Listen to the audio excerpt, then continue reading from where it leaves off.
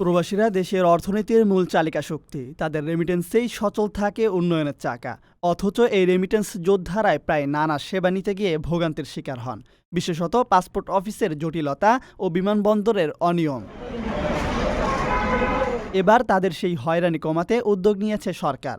স্বরাষ্ট্র উপদেষ্টা lieutenant general Mohammad Jahangir Alam Chowdhury জানিয়েছেন, বিশ্বের বিভিন্ন দেশে থাকা প্রবাসী বাংলাদেশিদের জন্য পাসপোর্ট ফি কমানো হবে। সোমবার ২০ অক্টোবর সচিবালয়ে আইনশৃঙ্খলা সংক্রান্ত কোর কমিটির সভা শেষে সাংবাদিকদের তিনি এই তথ্য জানান। তিনি বলেন, দেশে পাসপোর্ট নিতে যেই পরিমাণ ফি দিতে হয় প্রবাসীদের ক্ষেত্রে তা অনেক বেশি, অথচ তারাই দেশের অর্থনীতির প্রধান চালিকা শক্তি, রেমিটেন্স যোদ্ধা।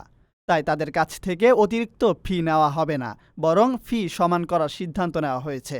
জাহাঙ্গীর আলম চৌধুরী আরও বলেন, আমরা সব সময় প্রবাসীদের রেমিটেন্স যোদ্ধা বলি, কিন্তু তারা সেই সম্মান ও সেবা অনেক সময় পান না।